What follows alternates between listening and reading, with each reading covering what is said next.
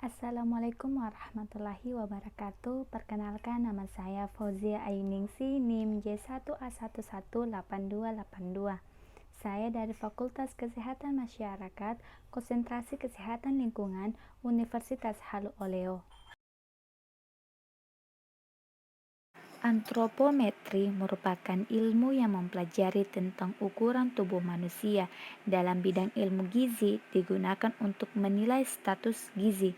Dalam tugas ini, saya menggunakan 3 cara mengukur nilai status gizi responden. Pertama, berat badan. Kedua, tinggi badan. Ketiga, lingkar lengan atas.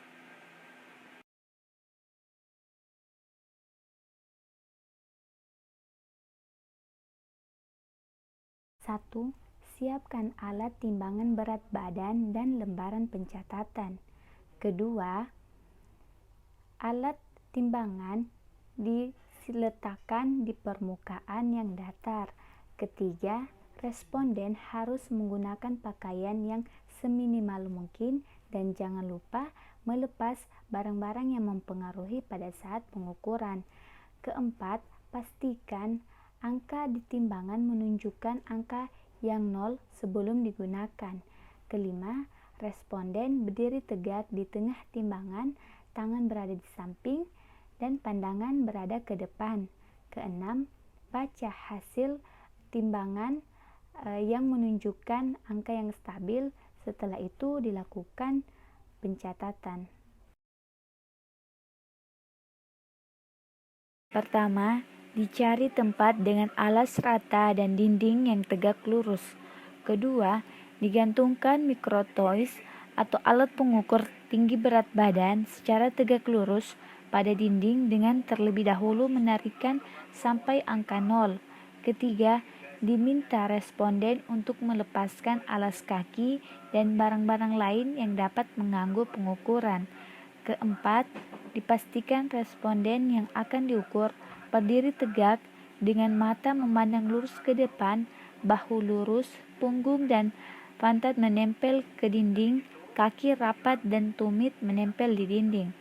Kelima, ditarik mikrotois ke bawah sampai tepat di puncak kepala. Keenam, dilakukan pembacaan sampai milimeter terdekat, dilakukan dengan mata memandang sejajar dengan jarum penunjuk mikrotois. Pengukuran ini hanya dilakukan untuk perempuan atau wanita. Pertama, dihadapkan pengukur sambil berdiri menghadap bagian kiri responden yang akan diukur. Kedua, diminta responden yang akan diukur untuk berdiri tegak menghadap lurus ke depan. Ketiga, lengan yang akan diukur menggunakan lengan kiri atau lengan yang jarang digunakan untuk beraktivitas. Keempat, diminta responden yang akan diukur untuk membengkokkan siku dengan membentuk 90 derajat dan meletakkan lengan bawah di depan tubuh. Kelima, dicari tonjolan tulang pada bahu dan punggung siku lalu diukur jarak kedua ujung tulang tersebut dengan menggunakan tali, kemudian dilipat tali menjadi 2 bagian yang sama, beri tanda dengan spidol pada pertengahan kedua tonjolan tulang tersebut. Keenam, dilingkarkan pita lila pada titik tengah lengan dan ujung pita dimasukkan pada lubang yang ada pada pita lila. Ketujuh, ditarik pita lila perlahan dengan posisi pita tidak terlalu longgar dan tidak terlalu ketat. Kedelapan, dilihat dan dicatat hasil pengukuran sampai milimeter terdekat. Setelah kita melakukan pengukuran berat badan dan tinggi badan, kita ingin mengetahui berapa indeks massa tubuh pada responden.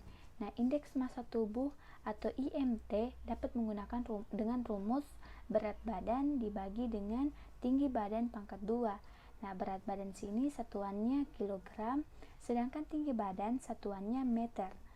Nah, dalam indeks massa tubuh ada beberapa kategori.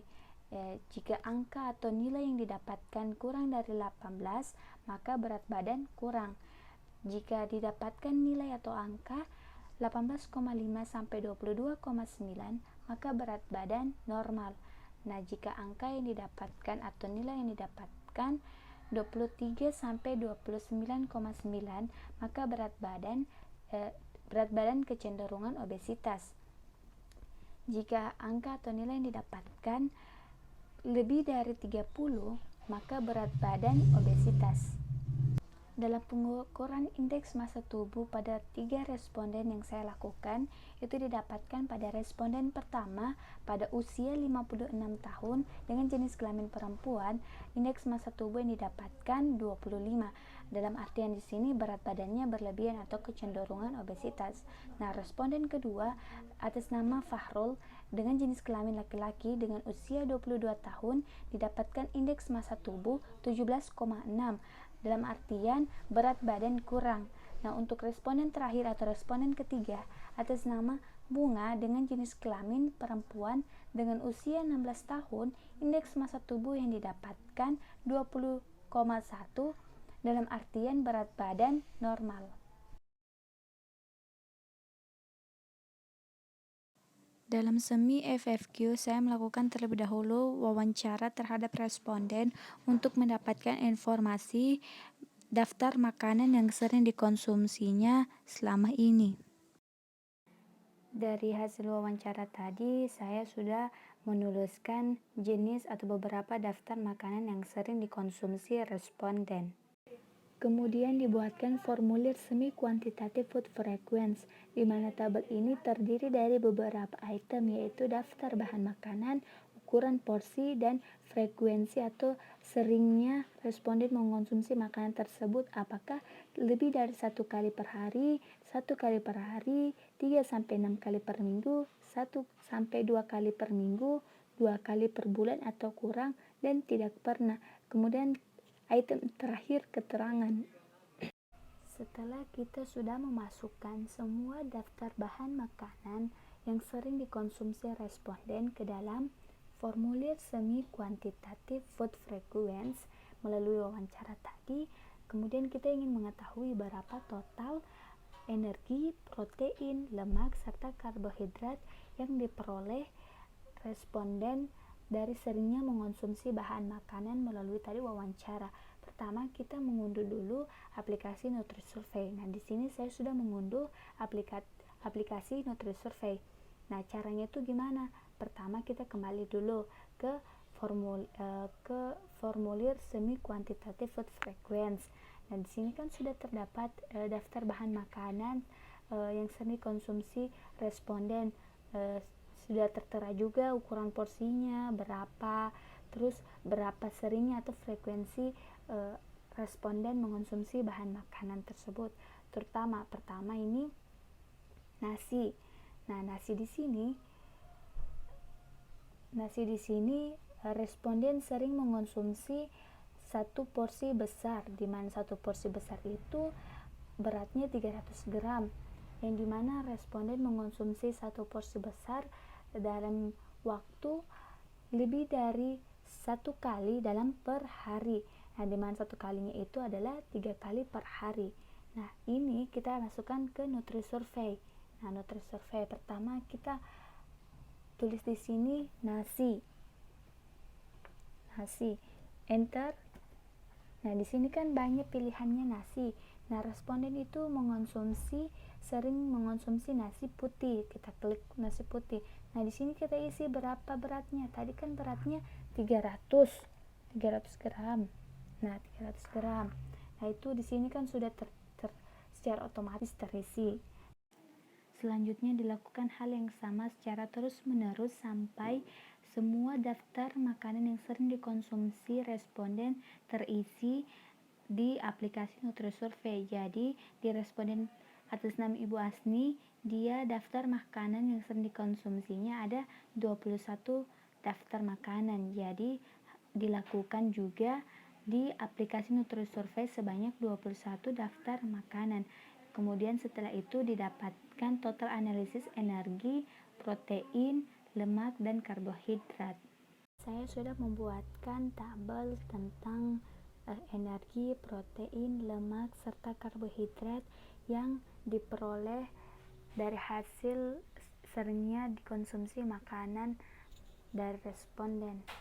Nah, di sini saya buatkan tabel itu beberapa item terdiri dari nomor, nama responden, energi, protein, lemak, serta karbohidrat. Nah, tadi kan sudah dijelaskan bahwa tadi di NutriSurvey sudah terdapat secara otomatis total analisis. Nah, di sini Asni mendapatkan hasil atau diperoleh hasil energi sebanyak 2666,5 KKL, di mana di sini energi dibagi dua sesuai dengan yang menjadi tetapan yang diberikan, bahwa energi itu dibagi dua, kalau protein itu dibagi 4, kalau lemak itu dibagi 9, kalau karbohidrat itu dibagi 4. Nah, yang didapatkan tadi energi itu untuk responden Asni 2666,5 dibagi 2 hasilnya 1333,25. Jadi total energi yang didapatkan, yang diperoleh dari seringnya konsumsi makanan oleh responden Asni, energinya itu didapat sebanyak 1333,25, dan protein didapat atau diperoleh sebanyak 26,2, lemak sebanyak 8,48, dan karbohidrat sebanyak 102,2.